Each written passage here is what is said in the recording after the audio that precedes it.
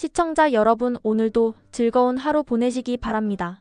오늘의 사연 시작하겠습니다. 안녕하세요. 저는 초등학생 아들 하나를 혼자서 키우고 있는 그저 평범한 한 사람입니다. 사람들은 제 모습을 보고 담담하다, 의젓하다고 말하지만 사실 제 삶을 진심으로 들여다보면 그렇지 않습니다. 겉으로는 평온하게 하루하루를 살아가는 것처럼 보일지 몰라도 제 마음속에는 쉽게 사라지지 않는 굴곡들이 켜켜이 쌓여 있습니다. 아침에 눈을 뜨고 아이를 깨우고 출근하고 집으로 돌아오는 그 단순한 반복 속에도 숨겨진 수많은 감정들이 있습니다. 때로는 억눌러야 했던 울분과 외로움, 때로는 그리움과 슬픔이 고개를 들기도 하지요. 오랜 시간이 흘렀지만 아직도 마음 한켠에는 쉽게 지워지지 않는 상처들이 선명하게 남아있습니다. 마치 먼지를 덮어놓은 낡은 사진처럼 언젠가 불현듯 그 기억들이 되살아날 때면 아직도 가슴이 조입니다. 저는 대학 시절 같은 과 선배였던 사람과 연애를 시작했습니다. 처음에는 그 사람이 그렇게 특별해 보이지는 않았어요. 무심한 듯 다정한, 약간은 무뚝뚝한 사람이었죠. 하지만 어느 날부터인가 그 사람의 말투와 눈빛, 제게 건네는 사소한 배려들이 마음에 스며들기 시작했고 어느새 저도 모르게 그 사람을 향해 마음이 기울어졌습니다. 그렇게 시작된 연애는 제 인생에서 첫 번째 큰 사랑이었습니다. 당시 저는 그 사람을 진심으로 사랑했고 믿었습니다. 우리는 많은 시간을 함께했고 미래에 대한 이야기도 나누었습니다. 그 시절에 저는 세상에 대해 아직 모르는 것도 많았지만 사랑 하나만은 순수하게 믿고 있었던 것 같습니다. 졸업을 앞둔 어느 날 저는 뜻밖의 사실을 알게 되었습니다. 제 안에 새로운 생명이 자라고 있다는 사실이었습니다. 너무 갑작스럽고 예상하지 못한 일이었기에 처음에는 믿기지 않았고 두려움이 밀려왔습니다. 어떻게 해야 할지 몰라 밤새도록 펑펑 울기도 했습니다. 하지만 시간이 지날수록 배 속의 작은 생명이 제 몸 안에서 자라고 있다는 사실에 신기함과 감사함이 함께 몰려왔습니다. 그 조그만 심장 소리를 처음 들었을 때 제 인생은 완전히 달라졌습니다. 막막함 속에서도 어렴풋이 이 아이를 지켜야겠다는 결심이 생겼습니다. 결국 저희는 결혼을 결정했습니다. 사실 결혼을 결심하는 데 있어서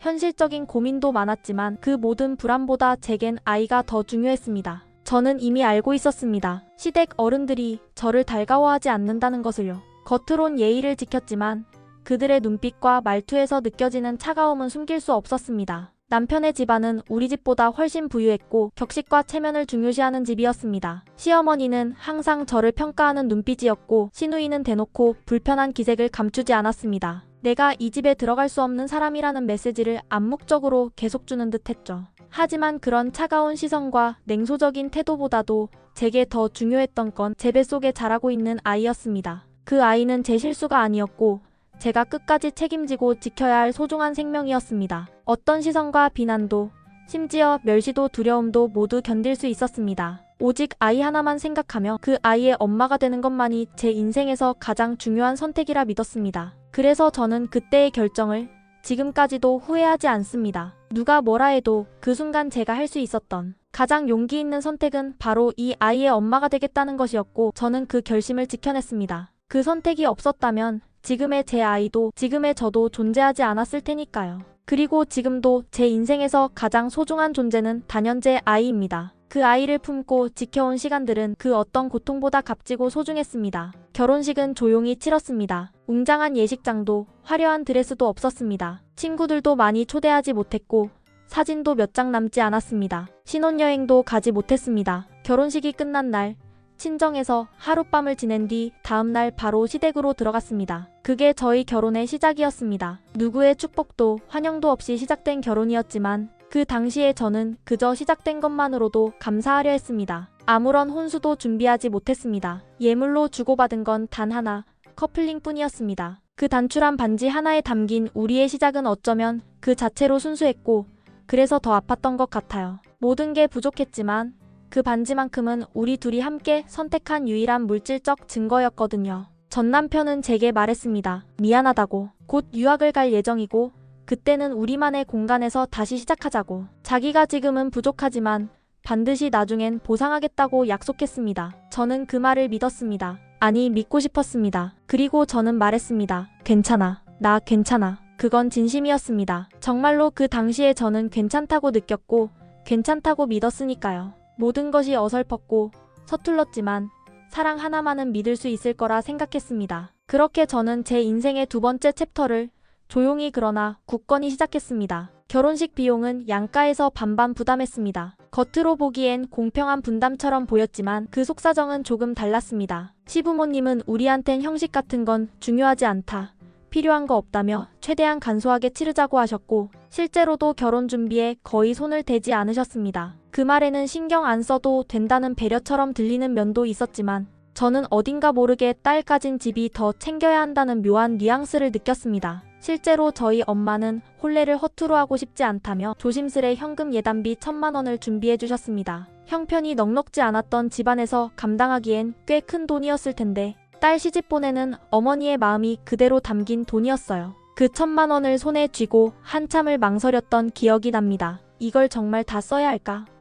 하는 생각이 들었고 결국 저는 그 중에서 200만 원을 조용히 따로 떼어두었습니다. 그때는 엄마에게 죄송한 마음도 들었고 이걸 숨긴다는 것 자체가 왠지 나쁜 짓 같기도 했습니다. 하지만 마음 한켠에선 어쩔 수 없이 혹시 모를 미래를 생각하고 있었던 것 같아요. 어디에도 말하지 못한 불안이 있었고 막연한 두려움이 있었습니다. 나 자신을 위한 안전망이 하나쯤은 있어야 하지 않을까?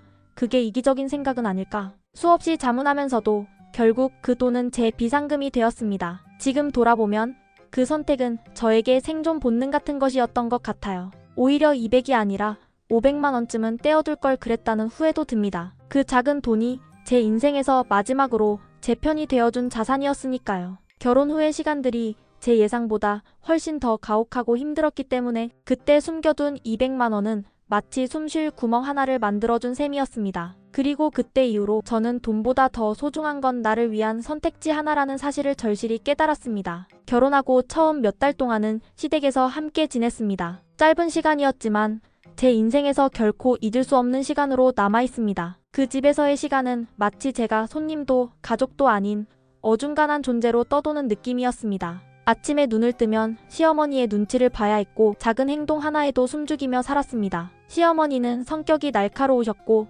감정 표현을 거침없이 하시는 분이었습니다. 자주 언성을 높이셨고 말끝마다 뼈있는 말들을 툭툭 내뱉으셨습니다. 제가 뭘 잘못한 건 아니었지만 그 집안의 공기 자체가 저를 압도했습니다. 특히 임신한 몸으로 감당하기엔 그 말들의 무게가 너무도 버거웠습니다. 아랫배가 단단히 뭉치고 어지러움이 몰려와도 내색할 수 없었습니다. 시어머니는 저를 며느리로 받아들이려는 최소한의 노력조차 하지 않으셨고 저는 그저 그 공간 속에서 조용히 존재를 허락받는 법을 배우고 있었습니다. 따뜻한 말 한마디, 걱정스러운 눈빛 하나 없이 날카로운 잣대와 계산된 말투로 저를 대하셨고 저는 그 속에서 자신감을 잃고 있었습니다. 유학기를 앞두고 있던 남편과 함께 출국하기 직전 시어머니는 저를 조용히 방 안에 앉히셨습니다. 처음엔 무슨 말씀을 하시려는지 긴장한 채 앉아 있었는데 곧 그 긴장감이 두려움으로 바뀌었습니다. 평생을 가슴에 안고 살아야 할 그 말들이 그날 한꺼번에 쏟아졌습니다. 마치 저를 시험에 들게 하려는 듯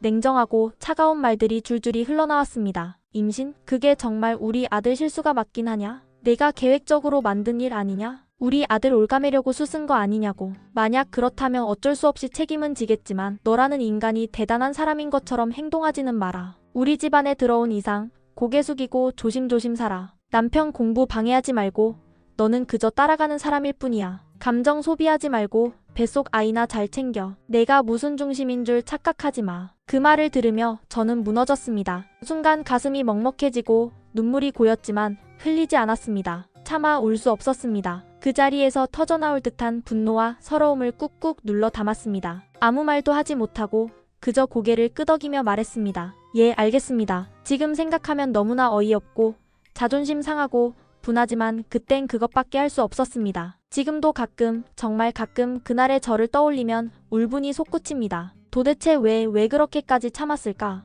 왜 한마디도 못하고 고개를 숙였을까? 그 질문이 머릿속을 떠나지 않습니다. 하지만 그 당시에 저는 싸움을 피해야만 했습니다. 제게는 아이가 있었고 그 아이를 지키기 위해서라면 뭐든 참아야 한다고 믿었습니다. 참는 것이 강한 것, 고개 숙이는 것이 지혜로운 것이라고 스스로를 세뇌하며 버텼습니다. 그러나 이제는 압니다. 그 침묵이, 그 고개 숙임이 얼마나 깊게 나 자신을 무너뜨리고 있었는지를요. 그때의 나를 되돌아볼 때마다 드는 감정은 연민도, 안쓰러움도 아닙니다. 그저 너무도 참았던, 말도 못 꺼냈던 고요한 절규가 가슴속에서 아직도 메아리치고 있는 겁니다. 결혼 전 남편은 저 없으면 못 산다며 매일같이 전화하고 찾아오던 사람이었습니다. 작은 일에도 불안해하며 저에게 의지했고 하루라도 얼굴을 못 보면 못 견딜 것처럼 굴었습니다. 심지어는 제가 친구들과 약속을 잡거나 도서관에서 혼자 공부를 할 때도 내 옆자리는 내 자리야라며 장난 반 진심 반의 말을 던지던 사람이었습니다. 그토록 저를 필요로 했고 사랑을 갈구하던 그 모습이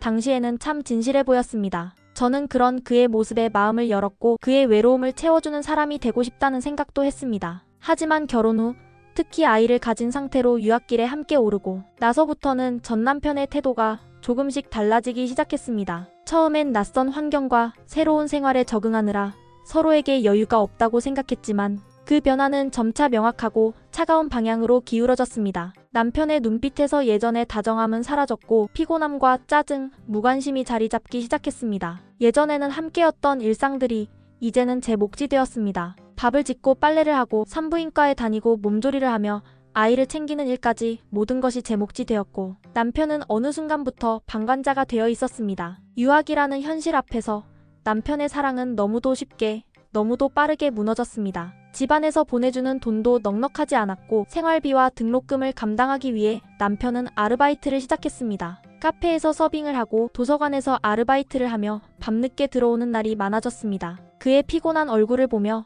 마음이 아프기도 했습니다. 학업과 아르바이트를 병행하는 일이 얼마나 고단한지 저도 알고 있었습니다. 그래서 처음에는 이해하려고 노력했습니다. 말없이 집안일을 더 많이 도맡고 작은 불편도 내색하지 않으려 애썼습니다. 하지만 저 역시 한계에 가까워지고 있었습니다. 낯선 타국에서 배가 불러오고 몸이 점점 무거워지는 상황 속에서 저는 하루하루가 버겁기만 했습니다. 육체적으로도 지치고 정신적으로도 점점 피폐해져 갔습니다. 누구 하나 내 편이 없는 그 땅에서 저는 점점 말이 없어졌고 점점 예민해졌습니다. 남편에게 말을 걸었다가 싸움이 될까 두려워 입을 닫았고 작은 말다툼이 시작되면 감정을 주체하지 못하고 터뜨리기도 했습니다. 그렇게 시작된 말다툼은 점점 격해졌고 감정의 골이 깊어졌습니다. 서로를 이해하기보다는 탓하고 상처 주는 말들을 주고받게 되었습니다. 그리고 어느 날 결국 그 싸움은 선을 넘었습니다. 저는 태어나서 처음으로 누군가에게 뺨을 맞았습니다. 그것도 제가 사랑한다고 믿었던 사람에게. 그날 저는 설거지를 하다가 물이 튄 그릇을 닦고 있었는데 작은 다툼이 시작됐고 그는 언성을 높이다 못해 그릇을 들고 제 머리를 강하게 내리쳤습니다. 딱 소리와 함께 눈앞이 핑 돌았고 그 자리에 그대로 주저앉고 말았습니다. 그 순간 제 안에서 무언가가 완전히 부서지는 소리가 들렸습니다. 몸보다 마음이 더 아팠습니다. 충격과 공포 그리고 믿기지 않는 현실 앞에서 저는 멍하니 바닥을 바라보다가 단 하나의 생각만을 떠올렸습니다. 이제는 정말 끝내야겠다. 이렇게는 못 산다. 이건 사랑이 아니라 폭력이고 이건 가족이 아니라 감옥이다. 그날의 그 폭력은 저에게 더 이상 물러설 곳 없는 벼랑 끝이었고 다시는 돌아가지 말아야 할 선을 명확히 그어주는 사건이었습니다. 그 즈음 친정엄마가 편찮으시다는 소식이 들려왔습니다. 누군가 제 이름을 부르는 것도 힘들었던 시기에 그 전화 한 통은 제 심장을 그대로 내려앉게 했습니다. 이제 정말 모든 걸 놓아야 할 때구나 하는 예감이 들었습니다. 저는 말없이 방 안에 들어가 가방 하나에 옷가지 몇 벌과 지갑 그리고 여권을 챙겼습니다. 그리고 마지막으로 짧은 편지 한 장을 남겼습니다. 그 편지에는 단 한 줄 당신 탓도 내 탓도 아니다. 우리는 끝내 맞지 않았다. 나 엄마한테 가야겠다. 그 말만 적었습니다. 설명도 감정도 없었습니다. 그저 이곳에 더는 남아있을 이유가 없다는 말뿐이었습니다. 혼자 비행기를 타고 서울로 돌아오는 길 창밖을 보며 무수한 생각들이 스쳐 지나갔습니다. 내가 정말 잘한 선택일까? 아이는 괜찮을까? 엄마는 날 기다려줄까? 복잡하고 무거운 감정들이 파도처럼 밀려들었지만 더 이상 돌아갈 수 없다는 확신만큼은 단단했습니다. 병원에 도착했을 때 엄마는 이미 의식을 잃은 상태였습니다. 손을 잡고 아무리 이름을 불러도 반응이 없었습니다. 마음속에서 무언가 무너져 내렸습니다. 너무 늦게 온 건 아닐까? 이 선택이 너무 늦은 건 아닐까? 후회가 밀려왔습니다. 그리고 며칠 후 엄마는 제 손을 잡은 채 세상을 떠났습니다. 저는 그날을 절대 잊을 수 없습니다. 인생에서 가장 깊고 어두운 슬픔이 제게 찾아왔던 날이었습니다. 엄마의 장례식장에서 전 남편이 나타났습니다. 굳은 표정으로 장례식장에 들어온 그는 위로도 없이 저를 바라보며 이렇게 말했습니다. 너 때문에 진짜 아무것도 못하겠더라. 내가 생각했던 너랑 지금의 너는 너무 달라. 너는 내 인생을 갉아먹고 있는 존재 같아. 그 말이 제 귓가에 남았고 그 순간 저는 마음속이 텅 비는 느낌을 받았습니다. 분노도 원망도 아니었습니다. 그냥 공허함이었습니다. 그 말을 듣는 순간 저는 깨달았습니다. 이 사람은 한 번도 저를 진심으로 이해하거나 사랑한 적이 없었다는 사실을요. 모든 게 끝났다고, 정말 여기가 끝이라고 그제야 알 수 있었습니다. 저를 공주처럼 살게 해주겠다던 그의 말. 그 말은 당시 저에게 큰 위안이자 희망이었습니다. 앞이 보이지 않던 상황 속에서 그는 늘 저에게 말했죠. 힘들어도 괜찮아. 내가 당신 옆에 있을 거니까. 나는 당신을 힘들게 하지 않을 거야. 내 옆에 있는 동안은 공주처럼 살게 해줄게. 그 말이 얼마나 달콤했는지 모릅니다. 그 말 한마디에 저는 수많은 불안을 잠재우고 수치심을 견뎠으며 마음을 내어주고 인생을 걸었습니다. 사랑받는 사람이 된다는 확신은 모든 고난을 감싸줄 것 같았으니까요. 하지만 지금 생각해보면 그 말은 결국 철저한 기만이었습니다. 공주가 아니라 저는 그의 인생에서 없으면 불편한 사람, 편리한 존재, 남의 눈치를 덜 보기 위한 도구였을 뿐입니다. 그는 저를 아내로 대하기보다는 식모처럼 집안을 돌보게 하고 비서처럼 일정을 챙기게 했으며 자빌꾼처럼 모든 것을 떠맡게 했습니다. 언제나 제가 챙겨야 할 것은 그의 밥, 그의 감정, 그의 생활이었습니다. 정작 저의 감정, 저의 불안, 저의 고통은 그의 삶 안에 한 칸도 들어갈 자리가 없었습니다. 그 결정적인 순간은 제 인생에서 가장 슬프고 아팠던 날이었습니다. 엄마의 장례식장. 모든 걸 잃은 듯한 허탈한 날이었고 마음 깊은 곳에 가장 큰 상실이 자리한 날이었습니다. 그런데 그런 날조차 그는 저를 위로하기는커녕 자신의 괴로움만을 말했습니다. 너 때문에 진짜 아무것도 못하겠어. 내가 생각했던 너랑 지금의 너는 너무 달라. 너는 내 인생을 갉아먹고 있는 존재야. 그 말이 내 귀에 맴돌았습니다. 고개를 숙이고 있던 저는 그 말 한마디에 세상의 모든 색이 사라진 듯한 느낌을 받았습니다. 온몸이 얼어붙었고 그와 함께했던 시간들이 일순간에 무의미하게 느껴졌습니다. 그때 저는 깨달았습니다. 나는 이 사람 곁에 있을 이유도 자격도 더는 없다고. 사랑도 다했고 인내도 다했고 믿음도 모두 소진된 관계 앞에서 남은 건 오직 끝내야 한다는 결심뿐이었습니다. 그래서 저는 조용히 말했습니다. 나는 당신과 함께 돌아가지 않겠어요. 나는 여기서 이 땅에서 아이를 낳고 혼자 키울 겁니다. 그 말은 듣는 사람에 따라선 애원처럼 들릴 수도 있었을 겁니다. 하지만 저에게 그 말은 마지막 절규였습니다. 제 인생을 지키기 위한, 제 아이를 지키기 위한, 제 존재를 되찾기 위한 처절한 선언이었습니다. 결국 저는 전 남편을 먼저 외국으로 돌려보냈습니다. 공항에서 돌아서는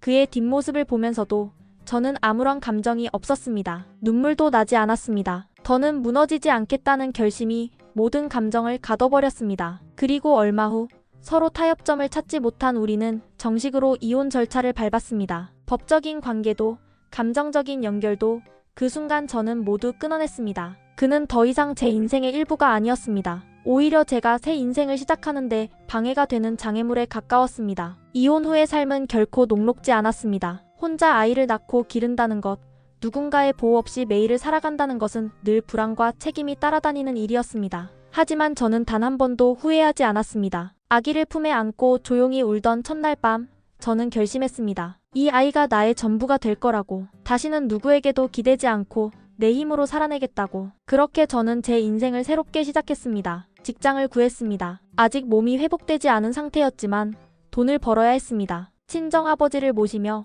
아이를 정성껏 키웠습니다. 매일 아침 눈을 떠 아이를 깨우고 아버지 아침상을 차리고 직장에 나가 일하고 저녁엔 아픈 몸을 이끌고 돌아와 또 하루를 버텼습니다. 때로는 너무 지쳐서 아이를 안고 함께 울 때도 있었고 밤중에 혼자 앉아 아무 말도 없이 하늘을 바라본 날도 많았습니다. 하지만 그 모든 시간 속에서도 저는 꿋꿋이 견뎠습니다. 아들은 제 노력과 기도 속에서 밝고 건강하게 자라주었습니다. 처음 엄마라는 말을 들었을 때, 처음으로 두 발로 걸었을 때, 처음 학교에 들어가는 날 그 모든 순간이 저에겐 보석처럼 느껴졌습니다. 그 웃음 하나가 제가 겪은 모든 수고와 고생을 한순간에 보상해주는 듯 했습니다. 그리고 전 남편은 단 한 번도 아이를 찾지 않았습니다. 출산 소식에도, 백일잔치에도, 돌잔치에도, 초등학교 입학식에도 어떤 연락도 없었습니다. 전화 한 통, 메시지 한 줄조차 없었습니다. 심지어 어디서 어떻게 살고 있는지도 모른 채 그는 완전히 자신의 책임에서 벗어난 듯 살아갔습니다. 처음엔 그의 무관심이 서운하고 화도 났습니다. 하지만 시간이 갈수록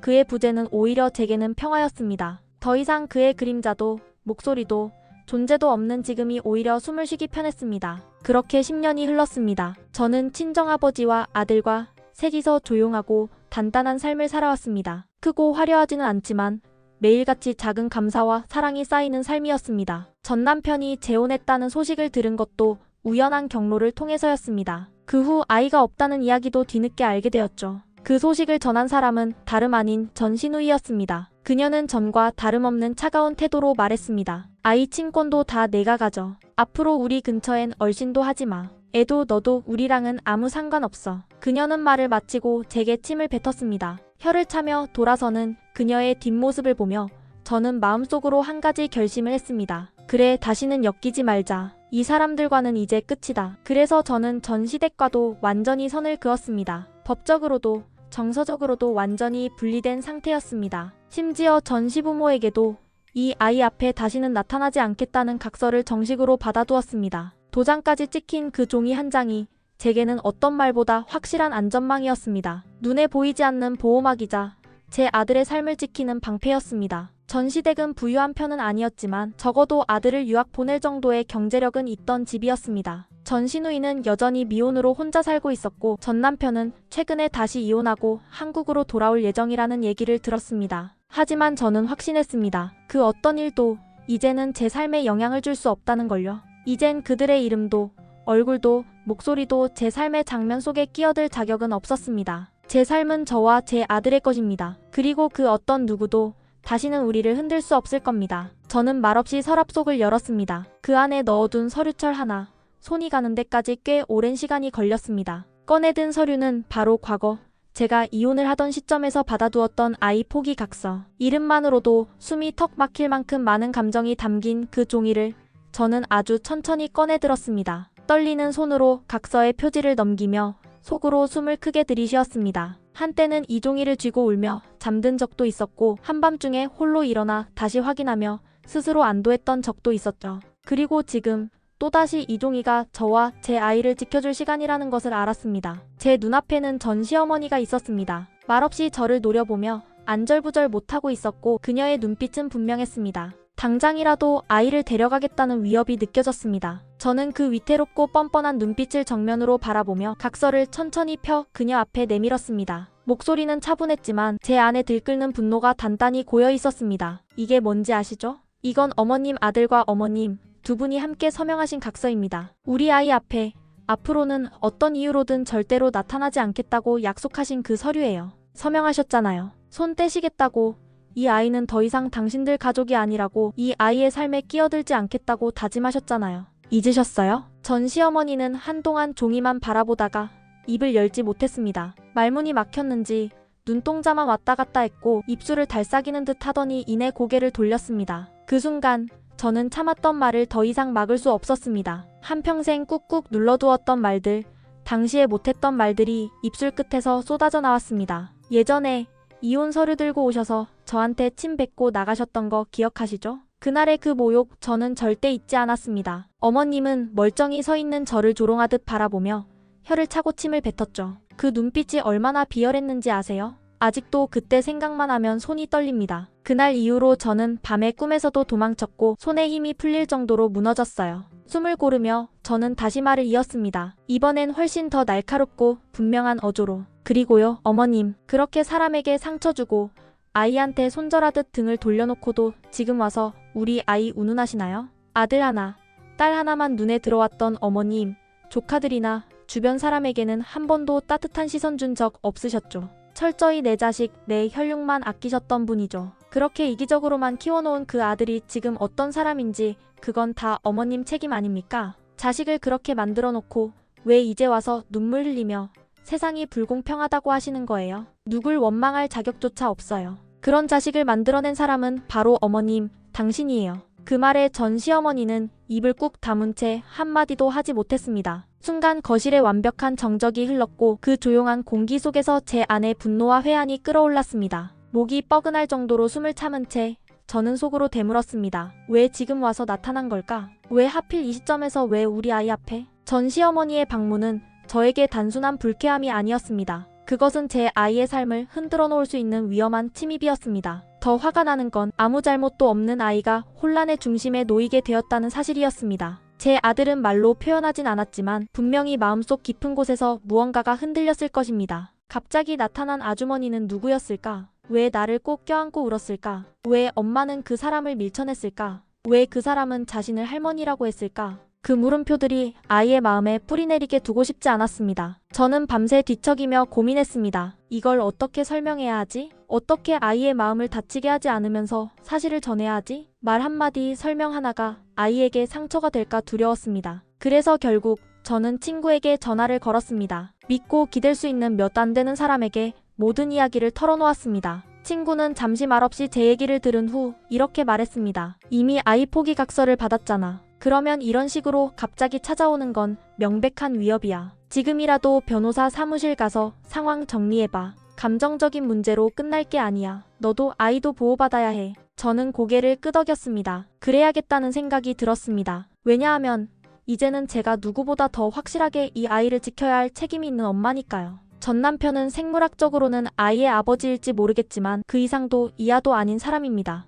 아버지라는 말조차 그 사람에게는 과분하다고 생각합니다. 10년 넘게 아이를 찾지 않았고 생일 한 번 챙긴 적 없으며 양육비는 단 한 푼도 보내지 않았습니다. 존재 자체를 부정하고 자신의 삶에서 이 아이를 지워버린 사람. 그런 사람이 내 아들의 아빠로 불려야 할 이유는 단 하나도 없습니다. 그런데 그런 사람의 어머니가 우리 집까지 찾아와 아이를 껴안고 울고 아무렇지도 않게 자신을 할머니라고 소개하는 모습은 정말이지 가증스럽기 그지없었습니다. 연극처럼 짜여진 눈물, 위선적인 표정, 현실을 부정하며 감정을 흔드는 그 몸짓 하나하나가 저를 분노하게 했고 역겨움마저 느끼게 했습니다. 왜 이제 와서? 그토록 매몰차게 등을 돌렸던 당신이? 그날 저는 조용히 그러나 분명하게 말했습니다. 어머님, 나가주세요. 다시는 우리 아이 앞에 나타나지 마세요. 여긴 당신이 올 곳이 아닙니다. 여긴 제가 지켜야 할 아이의 공간이고 당신이 손댈 수 없는 우리만의 세상입니다. 그녀는 말없이 돌아섰고 저는 문을 닫았습니다. 차가운 소리와 함께 닫힌 문 뒤에서